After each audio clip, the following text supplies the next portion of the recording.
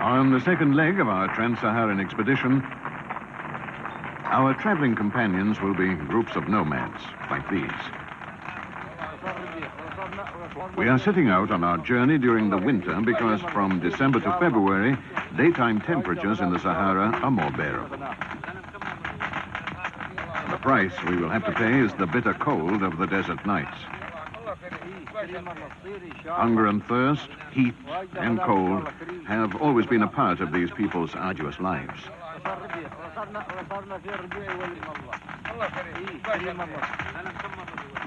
This is why, today, the majority of young people are no longer prepared to accept a life that requires such sacrifices.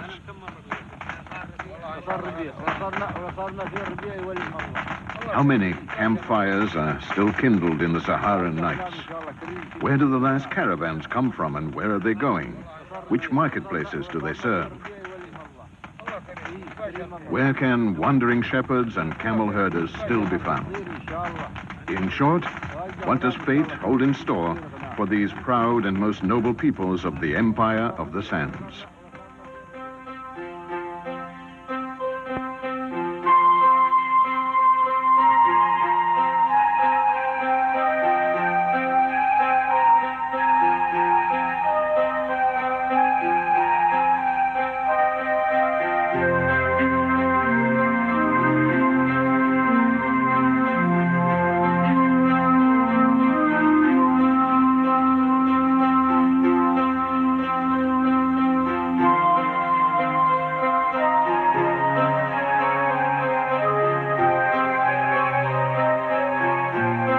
Two guides, two nomads, will accompany us on the most difficult leg of our trek across the central regions of the Sahara. They helped us cover our load of supplies and film equipment to protect it from the sand-laden wind that sweeps across the Erg. The desert region we will have to cross if we want to meet groups of nomads who are still accustomed to traveling off the beaten track. We check our vehicles over carefully. Following the example of the Bedouins in whose camp we have spent the night. We all have a long road ahead of us.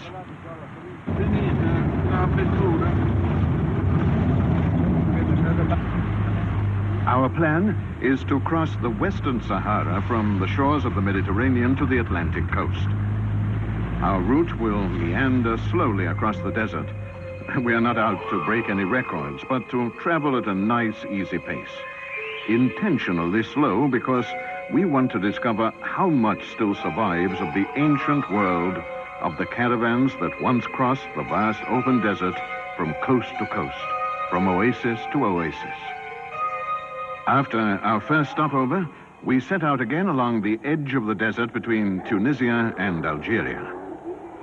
The caravaneers do not recognize political frontiers. They are only concerned with getting from one oasis to the next. We will be doing the same thing.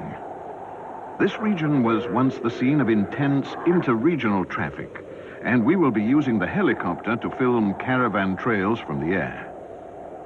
The chopper has been specially equipped for documentary filmmaking, and we plan to have it follow us, as it did in the first episode, throughout this second leg across the Sahara.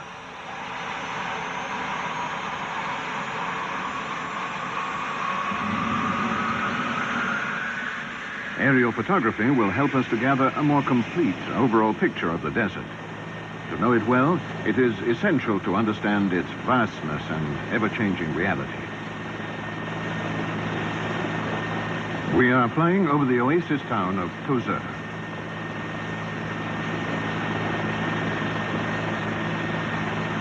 This was once the most important arrival and departure point for caravans that operated between the dunes of the Erg and the mountainous Jebel Metlaoui desert. Tozeur has survived as a community, but its status as a capital of trans-Saharan trade no longer exists.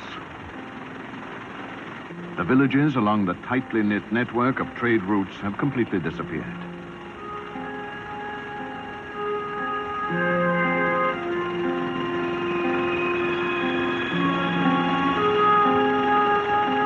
Located high above the desert, The Jebel was once one of the most fertile areas in the northern region of the Great Desert.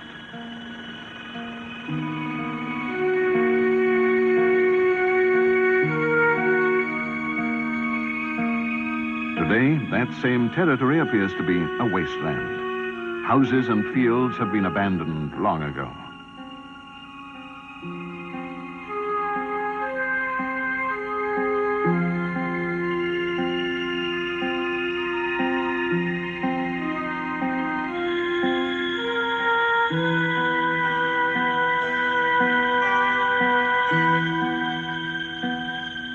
In the Sahara, as in so many other parts of the world, poverty-stricken villages have become ghost towns. Young people have emigrated to the cities in search of work. The last of the elderly have died, and now there is nothing left here but the wind.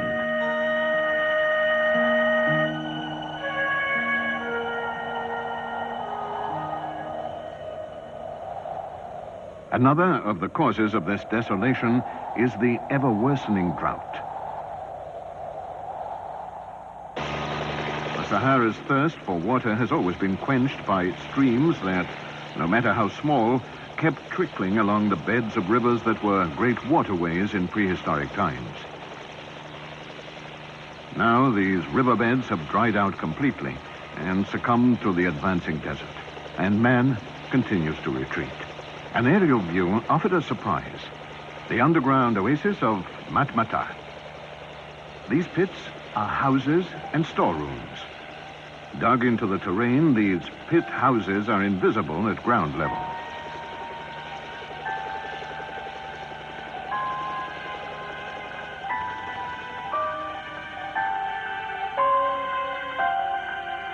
At one time, only trusted friends knew about the underground oasis of the Matmata.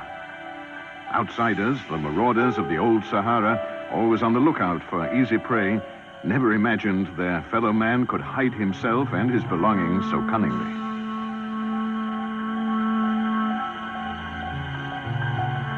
Nowadays, even the people of the Matmata Mountains are leaving in search of employment. They may leave their houses and belongings, but they will not abandon the desert. They are drawn to the construction sites of the big oil companies, where manpower is always in demand. Let's follow this gas pipeline that is being laid across the desert. Through these huge pipes, the gas that lies in the Empire of the Sand's fossilized underground treasure house will find its way to the heart of Europe. Among the workforce on the sites, we find veiled nomads, the famous Tuareg, and Bedouins. Many have brought their families with them. A small community, black woolen tents, straw screens. Human nuclei that follow the job site as the pipeline with its plastic tents advances across the dunes.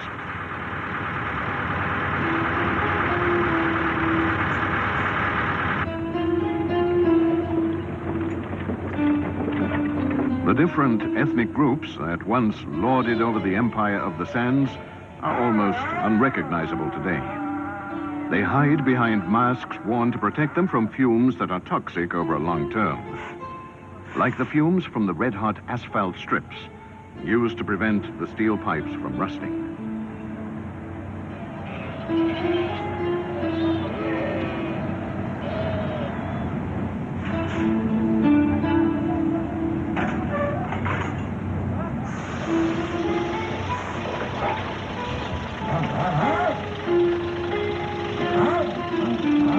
In this scenario, the break with the past seems complete. But when the hour of prayer comes round, humiliation and compromise seem to fade away. The man of the desert rediscovers solitude and reconfirms his age-old relationship with God and heaven.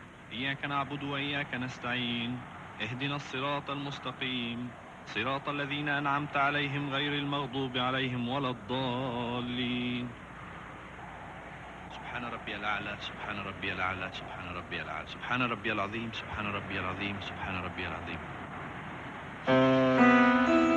We continue on our way. For several hours we take advantage of a wide, serviceable road, and the kilometers speed by as we head south. After our sojourn in the vast western erg that lies between Tunisia and Algeria, our new goal is another ever larger desert, the Tenere, on the borders of Algeria, Niger, and Mali. We will have to leave this strip of asphalt behind us when we reach the edge of the Tenere, and we will know we are there when rolling dunes of golden sand appear on the horizon, like waves on the sea.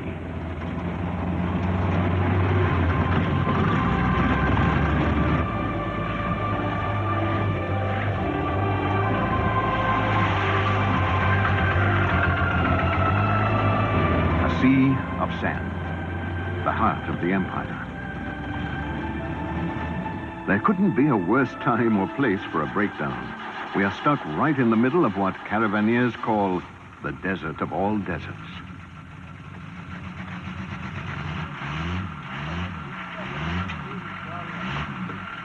Yes, the caravaneers. Believe it or not, it is they who will rescue us.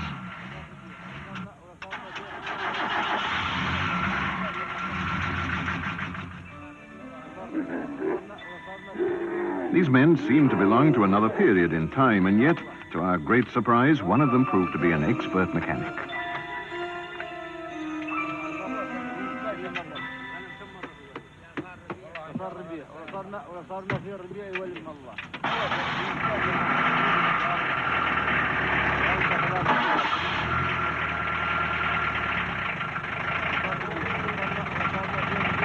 And there are more surprises to come.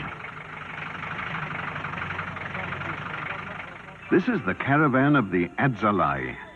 We were convinced we would never meet up with it, and instead, it met up with us.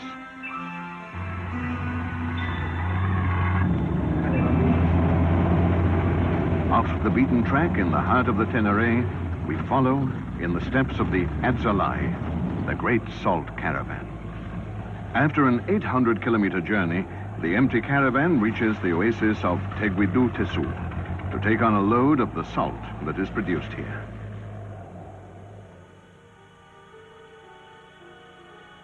At one time, the Adzalai was considered the greatest of all the caravans that periodically crossed the Sahara. Several people told us it no longer existed, but now we are able to gainsay that. The Adzalai still wends its way to and from the lost oasis, albeit less frequently than in the past.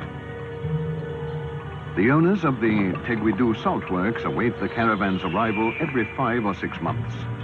When the time draws near, they send men into the hills to report as soon as the caravan appears in the distance.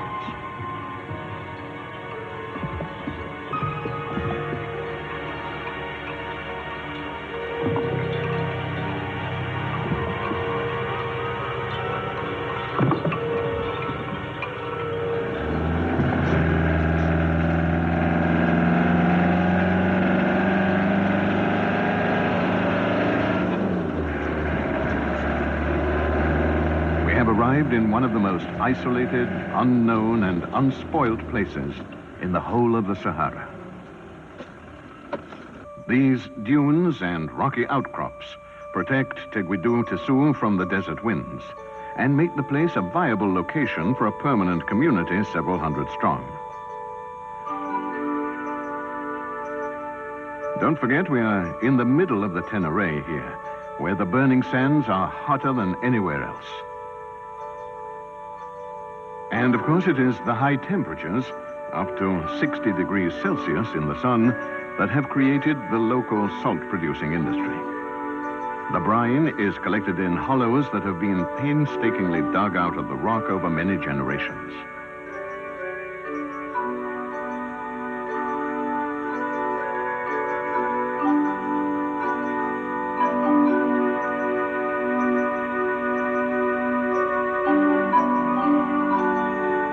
And over the same length of time, men have handed down the knowledge of how to exploit a natural resource without exhausting it.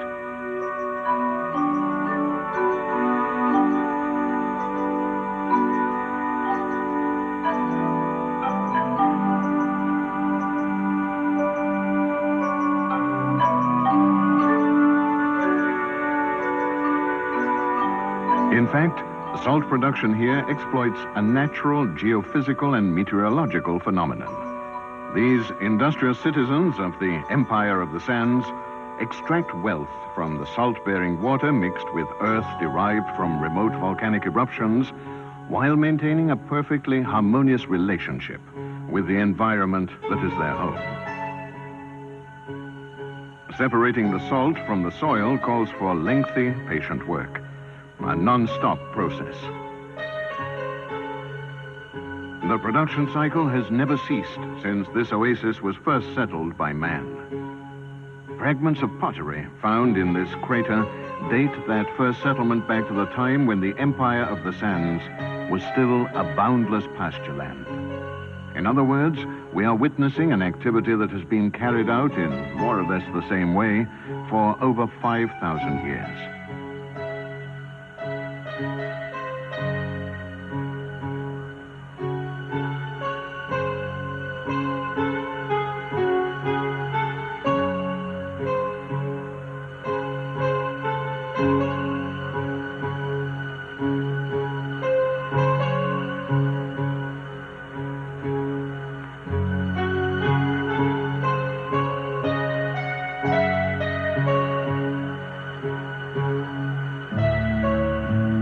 We are the first people to film here.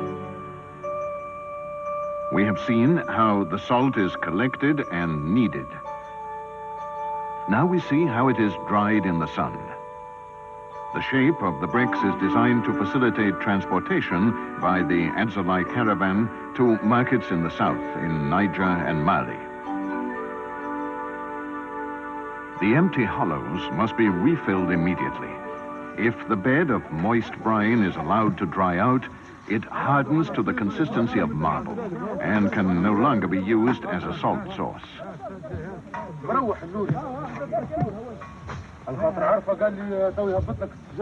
Salt bricks ready for market.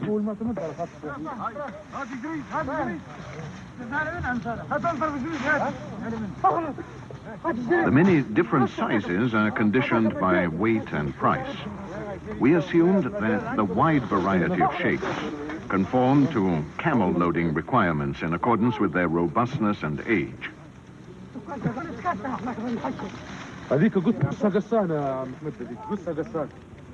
Our stay in the salt oasis is over. We will follow the Adzalai, now fully loaded, as it heads into the setting sun towards distant destinations in the Niger River basin.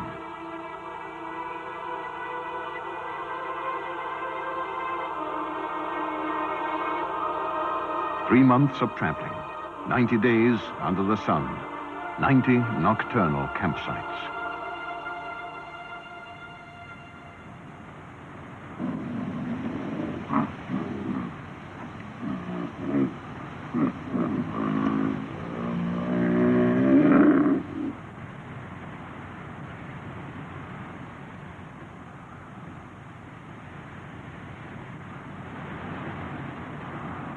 The men who are responsible for the caravan know how to get the best out of their traditionally frugal meals.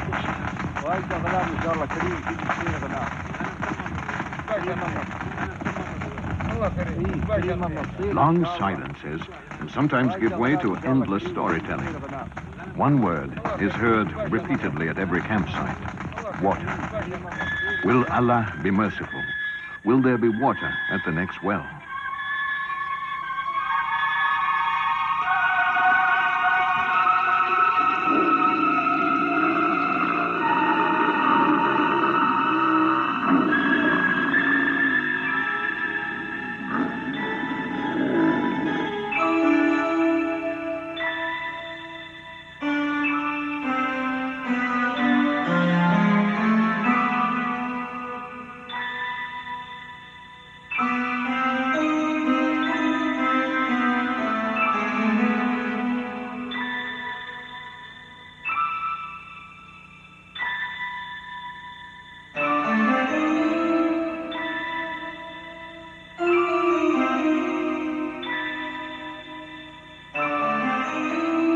Every 10 bivouacs, the camel loads are changed.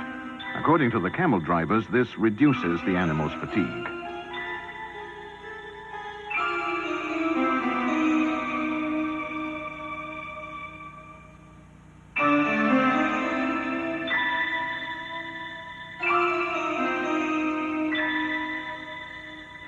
After 8 load changes, the appearance of scattered thorny bushes indicates that the caravan is leaving the Tenere behind.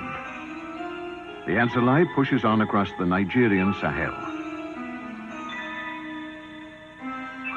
A more hospitable landscape after the horizons of endless sand dunes that were a nightmarish presence for so long.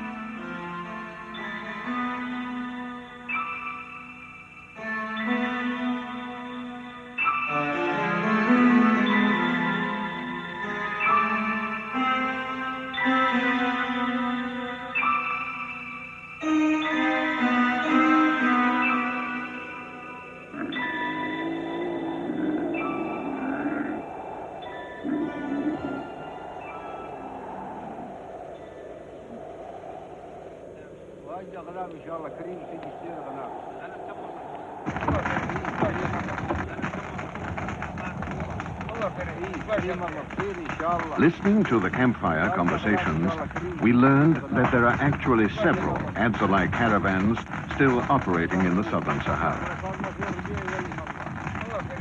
While one is loading at Teguidutesu, the one we saw, another is already delivering to villages within the loop of the Niger River.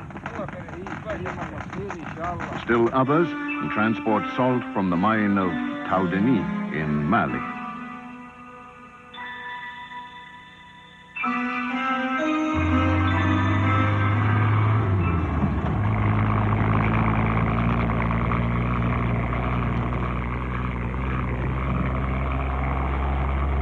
We meet up with the caravan making its first deliveries to a little village.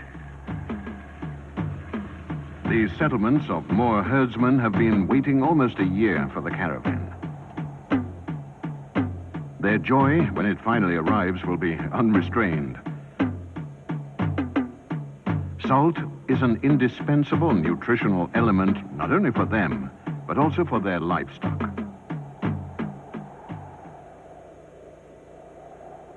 We stop over with the Adzalai as the first delivery is made.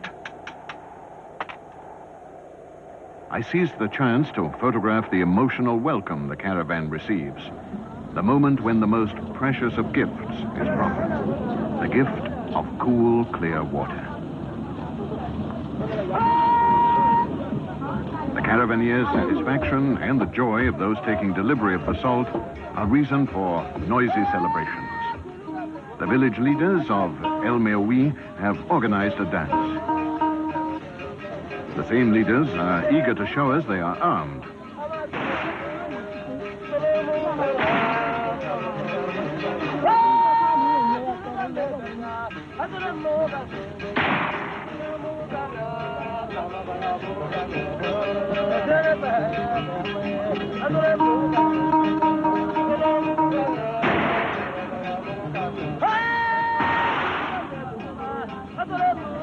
The rhythm of the music is decidedly African, and a clear indication that we have reached the borders of another world, the southern frontier of the Empire of the Sands.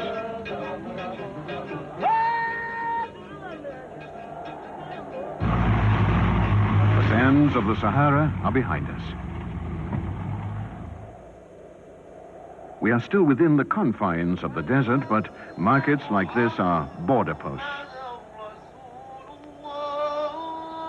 A gradual change in traditional values is reflected by the architecture of the first Nigerian communities we come to.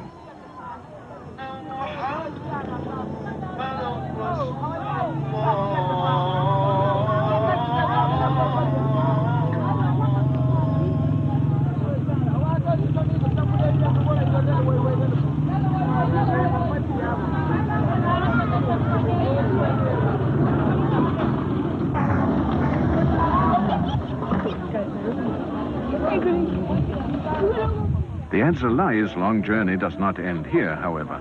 From here on, the marketplaces will be increasingly more prosperous.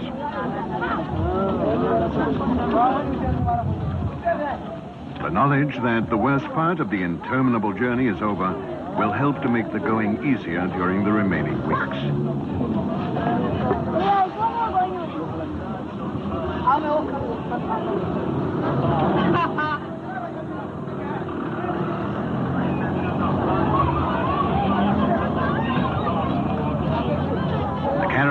final goal and ours is one and the same. Here, the empire of the sands meets Black Africa on the banks of the great Niger River.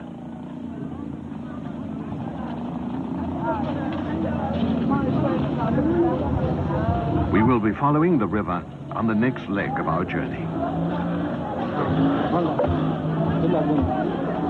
And here, we conclude the second leg of our expedition in search of the ancient caravan trails that run from the Mediterranean Sea to the Atlantic Ocean.